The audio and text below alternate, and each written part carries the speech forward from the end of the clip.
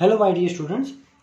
So in previous lecture we had seen that there is a scalar relation between the linear velocity v and angular velocity omega. This was the scalar relation between linear velocity and angular velocity. Same like that we have seen a vector relation between linear velocity and angular velocity, which is v is equal to omega cross r. Ready? अब यहां पे r जो है वो मैंने आपको explain किया था कि this is the axis of rotation and if our point P is located over here and my object is performing this type of circular motion, so that means it is making a circle like this. अब उसमें मैंने बोला था कि हमारे ये formula में जो R है वो R ये होगा. अब हमारे टेक्स्ट बुक में उस R को इन्होंने डिनोट किया है. मैं ये ड्रॉ कर रहा हूं फिगर नंबर 7.17b. ठीक है, क्या है 7.17b. उसमें उन्होंने सिर्फ एक सर्कल ड्रॉ किया है, मैंने थोड़ा एक बड़ा ऑब्जेक्ट ड्रॉ किया है. तो ये जो डिस्टेंस है वो है r परपेंडिकुलर. ठीक है, तो यहां पे ये लोग कह रहे हैं कि अगर ये आपके पास ऐसा सर्कुलर पैटर्न है, एक पार्टिकल ऐसे सर्कुलर मोशन कर रहा है, ये एक्सिस ऑफ रोटेशन है, तो पार्टिकल P अगर यहां है तो ये डिस्टेंस होगा r परपेंडिकुलर. तो यहां पे जो r है वो एक्चुअली में आएगा r परपेंडिकुलर. मान लो कि ये ऑब्जेक्ट का ओरिजिन यहां है, ठीक है, O. तो एक्चुअली में तो हम पार्टिकल का डिस्टेंस कहां से लेते हैं? ओरिजिन से. तो ये r आना चाहिए, बट उसकी जगह पे r परपेंडिकुलर है. तो उसी का रीजन पड़ रहा है कि क्यों यहाँ पे r परपेंडिकुलर ही होगा. सो सपोज कि यहाँ पे ये है O and this is the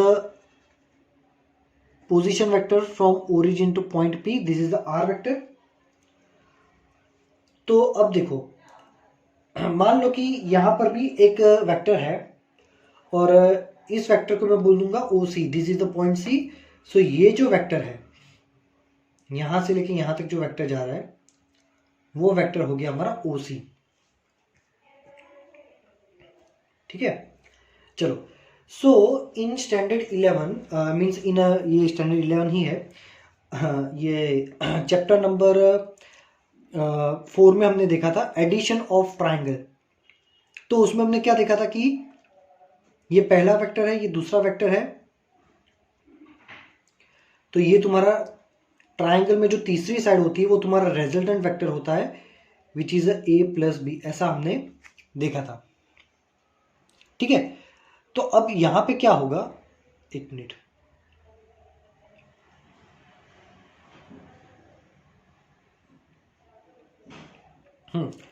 तो अब यहां पे अगर देखोगे तो ये टोटल डिस्टेंस r जो है यहां पे ये हो जाएगा हमारा रिजल्टेंट. सो वी कैन से कि हमारा जो r है वो r इज इक्वल टू क्या हो जाएगा, OC प्लस CP. जो मैंने पता है कि ट्राइंगल का एक साइड जो होता है वो रिजल्टेंट होता है और वो इन दोनों के एडिशन के जितना होता है. So this is our resultant. So ये resultant r is equal to OC plus CP. अगर हम यहाँ पे एक्चुअल में तो ओरिजिन से डिस्टेंस लेते हैं, तो यहाँ पे अगर हम ये फॉर्मूला में ओरिजिन से डिस्टेंस लेते तो फॉर्मूला क्या हो जाएगा, v is equal to omega cross r. That means v is equal to omega cross r की जगह पे आ जाएगा OC प्लस CP. ठीक है, चलो r की जगह हमने क्या डाल दिया, OC प्लस CP. तो v इज इक्वल टू क्या हो जाएगा, omega cross OC plus omega cross CP, है ना. अब ओमेगा की डायरेक्शन कहाँ होती है, तो मैंने बताया था कि ओमेगा जो होता है वो एक्सिस ऑफ रोटेशन पे ही होता है. ये डायरेक्शन में होता है ओमेगा। अब यहाँ पे देखो ओमेगा भी इधर है, ओसी भी सेम डायरेक्शन में है, दोनों सेम डायरेक्शन में, तो ऑब्वियसली दोनों के बीच का एंगल कितना होगा 0। तो ओमेगा ओसी साइन 0, क्योंकि क्रॉस प्रोडक्ट है, तो ये वाला टर्म हो जाएगा 0। तो V इज इक्वल टू हो जाएगा सिर्फ ओमेगा क्रॉस CP, ठीक है। और CP क्या है, R परपेंडिकुलर, इसलिए V इज इक्वल टू लिखते हैं ओमेगा क्रॉस R परपेंडिकुलर। समझ में आया? चलो, सो पे अटेंशन कि इसलिए हर बार, ये तो हमने सिर्फ एंगुलर वेलोसिटी फाइंड की है, ठीक है, ये एंगुलर वेलोसिटी का रिलेशन है। इसके बाद तो एंगुलर मोमेंटम फाइंड करेंगे, एंगुलर फोर्स फाइंड करेंगे, बहुत सारी चीज़ें फाइंड करेंगे। हर बार हमें डिस्टेंस कौन सा लेना है, पार्टिकल जब गोल गोल घूमता है तो वो एक सर्कल बनाता है, और ये एक्सिस ऑफ रोटेशन से वो पार्टिकल का डिस्टेंस, ये जो R होता है वो ही R हमें सारे ये फॉर्मूला और सारे अपकमिंग फॉर्मूलाज में भी यही R लेना है, ठीक है। चलो, तो यहां पे हमारा कंसेप्ट खत्म होता है, relation between linear velocity and angular velocity. अब हम आगे देखेंगे एंगुलर एक्सेलरेशन।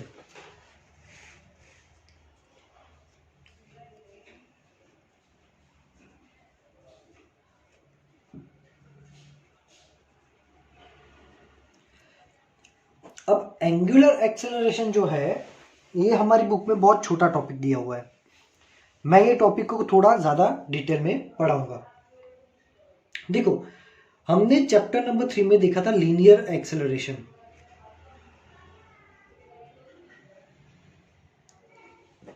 हमने क्या देखा था चैप्टर नंबर 3 में, लीनियर एक्सेलरेशन। तो लीनियर एक्सेलरेशन का फॉर्मूला क्या था कि भाई A is equal to dv by dt, ठीक है, या फिर हम क्या कह सकते थे, A is equal to D square X by dt square, ठीक है। तो ये हमारा लीनियर एक्सेलरेशन था। सेम इसके ऊपर से आएगा, एंगुलर एक्सेलरेशन को डिनोट करते हैं अल्फा से, ठीक है, किससे डिनोट करते हैं, अल्फा से। फॉर्मूला क्या होगा, alpha is equal to d omega by D t, और we can say alpha is equal to D square theta by D t square. ये डिस्प्लेसमेंट था, तो ये एंगुलर डिस्प्लेसमेंट है। लीनियर डिस्प्लेसमेंट का 2 बार टाइम से डिफरेंशिएशन करोगे तो लीनियर एक्सेलरेशन मिलेगा, एंगुलर डिस्प्लेसमेंट का 2 बार टाइम से डिफरेंशिएशन करोगे so you will get angular acceleration, ठीक है। If you are differentiating velocity with respect to time once, so you will get the linear acceleration, and if you are differentiating angular velocity with respect to time once, so you will get angular acceleration. And again, what will be the direction of angular acceleration? Angular acceleration की direction angular velocity के साथ ही होगी if your speed is increasing, and if your speed is decreasing then angular acceleration will be exactly opposite to angular velocity, यहाँ नीचे आ जाएगा, but होगा axis of rotation पे, या तो ऊपर होगा या तो नीचे होगा। धीरे धीरे बहुत सारी क्वांटिटीज आएगी, आपको समझनी पड़ेगी कि 2 ही टाइप की क्वांटिटीज होगी। कुछ क्वांटिटीज जो है उसकी डायरेक्शन एक्सिस पे होगी, या तो ऊपर जाएगा या तो नीचे आएगा, और कुछ की डायरेक्शन ऐसे टेंजेंट के फॉर्म में होगी, ऐसे या फिर ऐसे। तो कौन सी क्वांटिटीज एक्सिस पे आ रही है, कौन सी टेंजेंट पे आ रही है, ये आपको अच्छे से समझना है। अब तक हमने क्या देखा है कि angular velocity and angular acceleration axis पे होता है, और टेंजेंट में क्या होता है, टेंजेंट में होता है वेलोसिटी, लीनियर वेलोसिटी, है ना। ये अच्छे से याद रखना पड़ेगा। अब भी तो हम बहुत सारी क्वांटिटीज पढ़ेंगे, सारी क्वांटिटीज मर्ज हो जाएगी तब याद नहीं रहेगा, इसलिए जैसे जैसे क्वांटिटीज आती जाती है आपको याद रखते रहना है, ठीक है। So these are the 2 extremely important formulas for angular acceleration. जैसे कि इसमें यूनिट होता था मीटर पर सेकेंड स्क्वायर, यहाँ पे यूनिट होगा रेडियन पर सेकेंड स्क्वायर। क्या हो जाएगा? रेडियन पर सेकेंड स्क्वायर। ठीक है, लेकिन मैं आपको एक्सेलरेशन को थोड़ा डिटेल में पढ़ाऊंगा, है ना, बिकॉज ये एक्चुअल में देखने जाओ तो बहुत बड़ा कंसेप्ट है। चलो, तो हमारे पास एक रिलेशन है, वी हैव रिलेशन, इसको पहले मैं यहाँ पे 2 पार्ट कर देता हूं। ठीक है, we have relation that v is equal to omega cross r। क्या है हमारे पास relation? v is equal to omega cross r। चलो, तो अब क्या करेंगे? डिफ्रेंशिएट करेंगे ये इक्वेशन को। So d by D T of v is equal to d by D T omega cross r। ठीक है, अब dv बाई डी टी क्या होता है वो सबको पता है कि अभी एक्सप्लेन किया, अभी dv बाई डी टी होता है एक्सेलरेशन। तो लेफ्ट हैंड साइड हो गया एक्सेलरेशन a। अब यहाँ पे ओमेगा और r दोनों ही क्वांटिटीज ऐसी है जो टाइम पे डिपेंड हो सकती है, both can be dependent on time. तो क्या दोनों का डिफरेंशिएशन करेंगे? करेंगे, बट इसके लिए हम चेन रूल यूज करेंगे जो कि मैथ्स में आएगा। ये केस में क्या करना है कि पहले का डिफरेंशिएशन करो and second one as it is, plus first as it is and differentiation of second. Ready? Now we know that d omega by dt is what? So d omega by dt is alpha. So a is equal to alpha cross r plus omega cross dr by dt। dr by dt क्या हो जाता है? v। So in the case of circular motion, ठीक है, मैं यहाँ पे ये एक्सिस ऑफ रोटेशन है और ये पार्टिकल ऐसे सर्कुलर मोशन कर रहा है, this is the point P। So in case of circular motion, जब कोई पार्टिकल सर्कुलर मोशन करता है तो उसके टोटल कितने एक्सेलरेशन होते हैं? तो उसके total acceleration a is equal to, ये है हमारा at और ये है हमारा ac। तो at क्या है? Here at which is known as a tangential component of acceleration. ठीक है, मतलब जब भी कोई पार्टिकल सर्कुलर मोशन करता है तो उसमें 2 टाइप के एक्सेलरेशन होते हैं। एक होता है at, ये एक्सेलरेशन ऑलवेज पार्टिकल के टेंजेंट पे ही होता है, मतलब आपका जो सर्कुलर मोशन है उसके टेंजेंट पे, या तो यहां पे होगा या यहां पे होगा, ऐसे। ठीक है, और एक जो एक्सेलरेशन है AC, ये है AC इज अ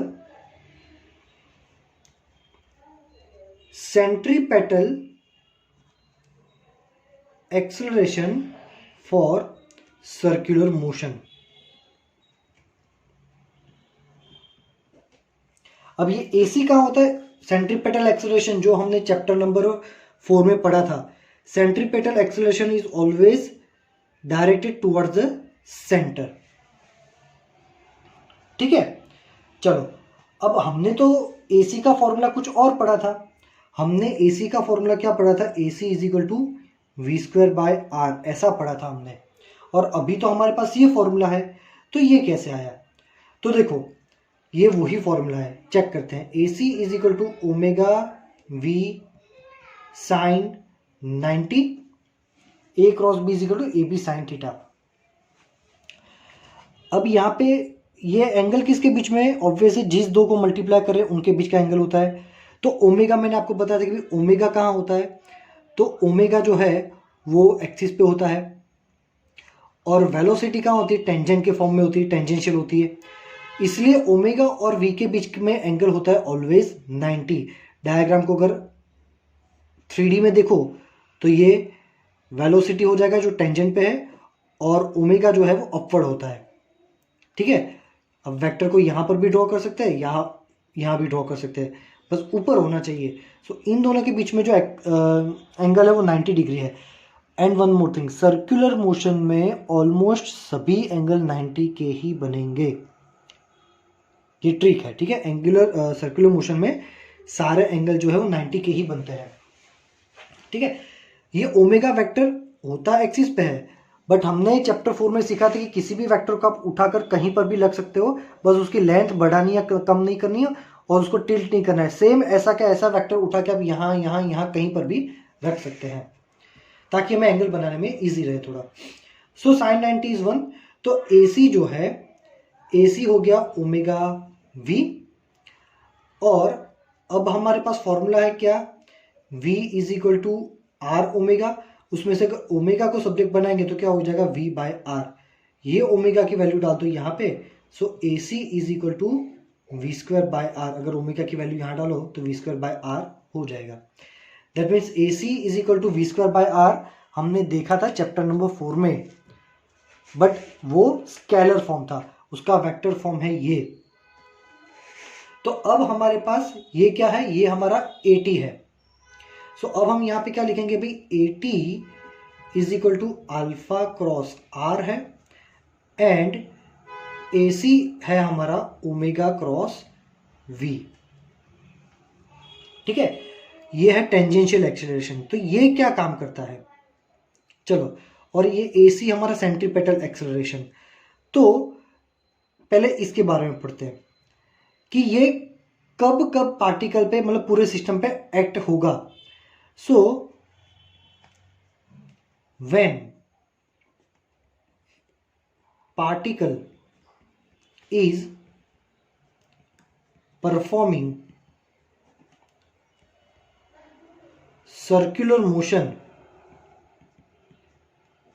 अब circular motion with constant speed और विथ वेरिंग स्पीड। अगर आपका पार्टिकल गोल गोल घूम रहा है, अब गोल गोल घूमने में भी uniform circular motion same velocity से गोल गोल घूमता है, चैप्टर नंबर 4, उसमें भी AC लगेगा।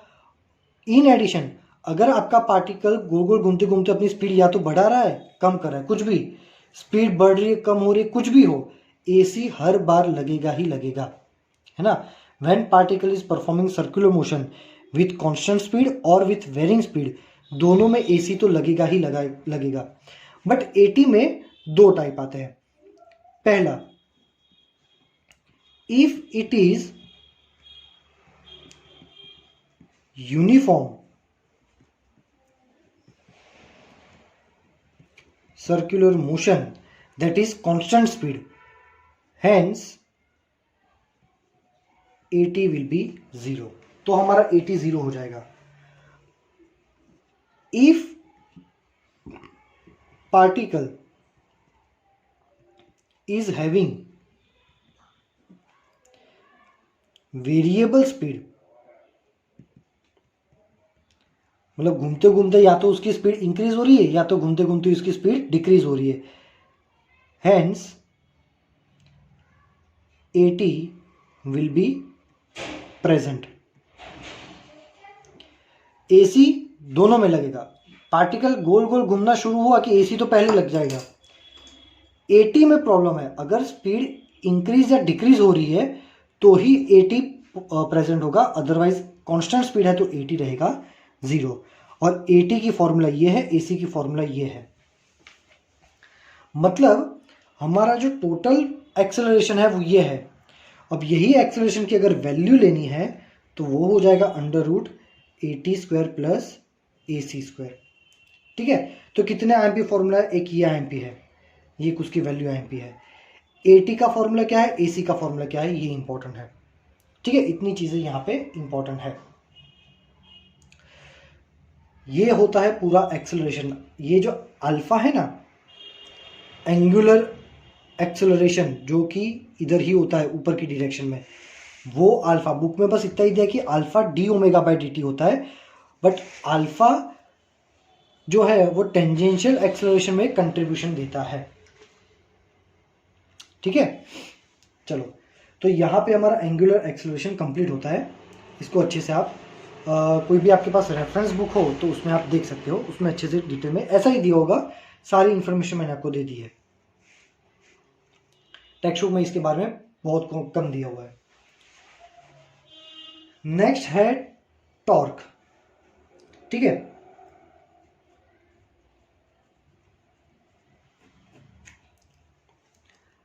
Torque which is denoted by tau, किससे डिनोट करते हैं वो? टाउ से डिनोट करते हैं। टॉर्क का दूसरा नाम है moment of force.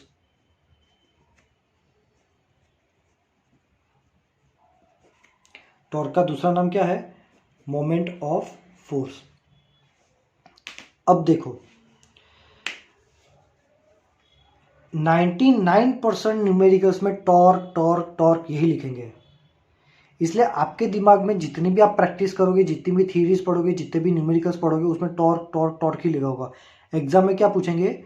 A particle having moment of force is this, तो आपको क्या लगेगा सर ने नहीं पढ़ा है, पर ऐसा नहीं है। ये याद रखना, टॉर्क इज नथिंग, उसका दूसरा नाम है मोमेंट ऑफ फोर्स।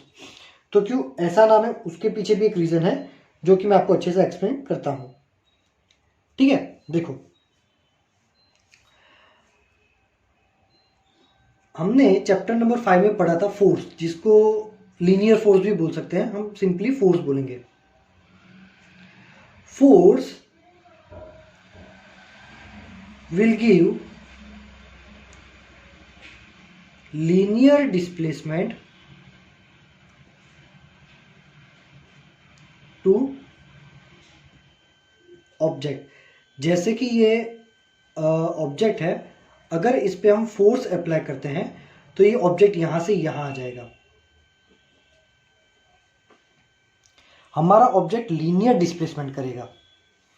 सो याद रखना, when you are applying a force on object, object will perform the linear motion. Next, what happens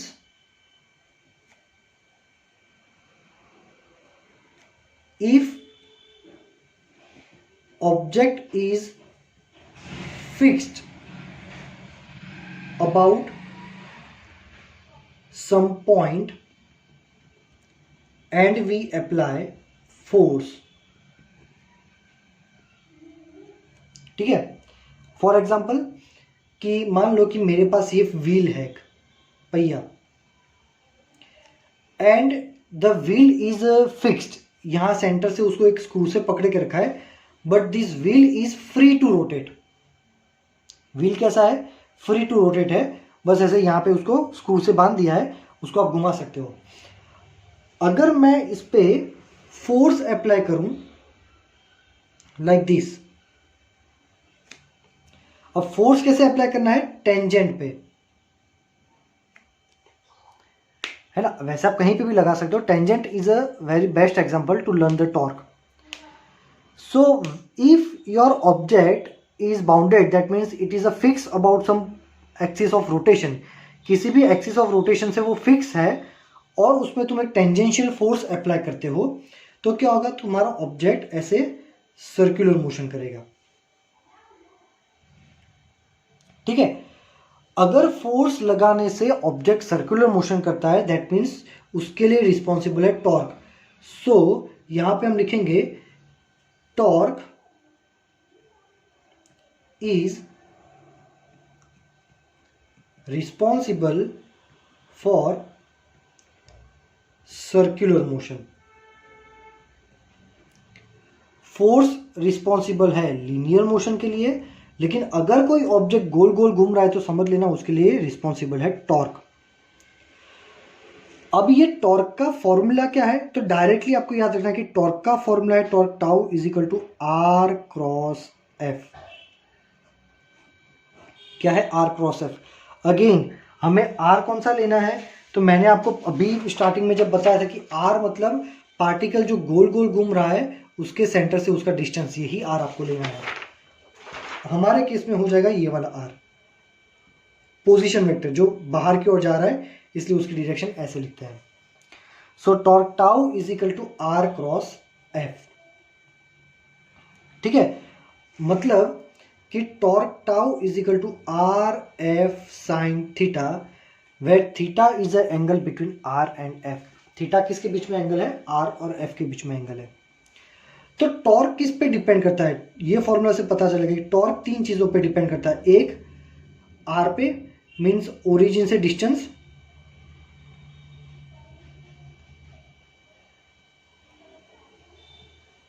distance from origin. Second, value of force. एक एक मैं एक्सप्लेन भी करता हूं। देखो, डिस्टेंस ऑफ ओरिजिन, मान लो कि किसी व्हील को अगर ज्यादा स्पीड से घुमाना है तो टेंजेंट पे फोर्स अप्लाई करोगे तो ही वो घूमेगा। अगर तुम व्हील को यहां पे फोर्स लगाओगे ऐसे, ये वाले पॉइंट से ऐसे, तो व्हील इतना फास्ट नहीं घूमेगा, है ना। गाड़ी में पहिया, छोटे बच्चे वो जब घुमाते हैं तो कैसे ये उसके सरकमफेरेंस पे मारते हैं ऐसे ऐसे, तो उससे टॉर्क ज़्यादा मिलेगा। क्यों? डिस्टेंस ज़्यादा है, आर ज़्यादा होगा तो टॉर्क ज़्यादा हो जाएगा। दूसरा, वैल्यू ऑफ फोर्स, आपको जोर से भी मारना है। And third, sine theta, means angle between R and F. ठीक है, व्हील जो है, मान लो आर हमारा कहां जा रहा है? आर बाहर निकल रहा है, ये आर का डायरेक्शन है और ये एफ का डायरेक्शन। इन दोनों के बीच में एंगल कितना बना? 90, मैक्सिमम एंगल। तो ये केस में सबसे ज्यादा टॉर्क लगेगा। ठीक है, पर मान लो आपका व्हील ऐसे हमने बांध दिया है और फोर्स भी ऐसे लगाएंगे तो व्हील घूमेगा ही नहीं, कुछ नहीं करेगा, टॉर्क जीरो। अगर ऐसे फोर्स लगाते हैं तो ये डायरेक्शन में फोर्स हुआ तो फोर्स और आर दोनों सेम डायरेक्शन में, R F sine zero, torque हो जाएगा जीरो। तो टॉर्क जो है वो angle between R and F पे भी डिपेंड करता है। ठीक है, यूनिट होगा न्यूटन इंटू मीटर और डायमेंशन फॉर्मूला होगा m1L2T-2। ये डायमेंशन फॉर्मूला टॉर्क का भी है और एनर्जी का भी है, वर्क का भी है। ये डायमेंशन फॉर्मूला बहुत सारी चीज़ों का होता है, kinetic energy, potential energy, heat energy, work और टॉर्क, सबका m1L2T-2 यही डायमेंशन फॉर्मूला होता है। आपकी बुक में एक डायग्राम दिया हुआ है फिगर 7.18, तो उसमें क्या दिया हुआ है देखो। मान लो कि ये है हमारा y, ये z और बाहर आ रहा है वो है हमारा x, जिसको मैं ऐसे ड्रॉ कर रहा हूं, ये है हमारा x। और p पार्टिकल यहां है। ठीक है, अब p पार्टिकल यहां है तो हम क्या करेंगे, यहां से उसका पोजीशन वेक्टर ड्रॉ करेंगे ओरिजिन से। ठीक है, तो ये क्या हो गया, ये है हमारा पोजीशन वेक्टर r, ये। अब इस पे मान लो मैं फोर्स अप्लाई कर रहा हूं, अब ये रहा उसका फोर्स, मान लो कि मैं फोर्स ऐसे अप्लाई कर रहा हूं, ये है फोर्स, तो ये हो गया पूरा मेरा फोर्स का लाइन। ठीक है, तो टॉर्क क्या है? Torque is equal to R F sine theta, where theta is angle between R and F, मतलब इन दोनों के बीच का एंगल हो गया थीटा, है ना। अब देखो, सपोज कि मैं ओरिजिन से ये फोर्स का जो लाइन है ना, फोर्स का लाइन, उस पे एक परपेंडिकुलर ड्रॉ करता हूं। क्या ड्रॉ करता हूं? परपेंडिकुलर। ठीक है, अब ये थीटा है तो यहां पर भी थीटा ही होगा। रेडी? अब ये डिस्टेंस को मैं बोल देता हूं सपोज x, तो ये जो ट्रायंगल है उसके लिए साइन थीटा क्या हो जाएगा? Sine theta is a opposite by hypotenuse. Hypotenuse कितना हो जाएगा? r। So x is equal to, x को सब्जेक्ट बनाओगे क्या हो जाएगा? r sine theta. तो टॉर्क का ये जो फॉर्मूला था उसको मैं ऐसे भी लिख सकता हूं, torque tau is equal to F R sine theta. तो r साइन थीटा की जगह मुझे क्या मिल गया? x। तो टॉर्क का नया फॉर्मूला बना f इंटू एक्स। तो ये x क्या है? तो अब अच्छे से समझना, this is the very important formula और definition of torque. Torque means f means value of force into x क्या है? ये तुम्हारा जो फोर्स का लाइन है ना, फोर्स लाइन का ओरिजिन से परपेंडिकुलर डिस्टेंस है। तो value of force into perpendicular distance of force line from origin. ठीक है, ये आपको टॉर्क का ये भी फॉर्मूला याद रखना है। ठीक है, ये याद रखना है और ये भी याद रखना है, किन चीज़ों पे डिपेंड करता है वो भी याद रखना है। यहाँ पे मैंने इसको फोर्स लाइन बोला है, हमारी बुक में इसी लाइन को फोर्स लाइन की जगह पे क्या बोल दिया है, line of action of force. ठीक है, बहुत सी रेफरेंस बुक ये भी बोलती है। तो क्या हो जाएगा, value of force into perpendicular distance of line of action of force from origin. Origin से line of action of force का परपेंडिकुलर डिस्टेंस, एक्सट्रीमली इंपॉर्टेंट। ठीक है, चलो तो यहां पे हमारा टॉर्क भी कंप्लीट होता है। अच्छे से लाइन टू लाइन पढ़ना, and if you are having any doubt you can ask me in the message section. एक और चीज, यहां पे टॉर्क का डायरेक्शन कौन सा होगा, अगर तुम्हारा ऑब्जेक्ट ऐसे गोल गोल घूम रहा है तो टॉर्क का डायरेक्शन अगेन यहीं पे होगा। ठीक है, तो ये जो तुम्हारा एक्सिस ऑफ रोटेशन है ना, वहां पे टॉर्क भी होगा, वहां पे ओमेगा भी होगा, वहां पे अल्फा भी होगा। टेंजेंट में क्या होगा, वी हो सकता है, एफ हो सकता है। ठीक है, अभी के लिए वी और एफ ही रखो, बाकी का जो है वो नेक्स्ट लेक्चर में देखेंगे। ठीक है, और हाँ ए टी तो मैंने बोला ही था कि ए टी भी हमारा टेंजेंशियल कंपोनेंट भी होता है। ठीक है, तो इतनी चीज़ें टेंजेंट में होती है, इतनी एक्सिस पे होती है। क्वांटिटीज बढ़ती जाएगी। ये पेज प्रोबेबिलिटी कल परसों मेरे पास ना भी हो, इसलिए आप इसको अच्छे से ड्रॉ कर लेना। ठीक है, if you are having any doubt you can ask me in the message section. Thank you very much my dear students.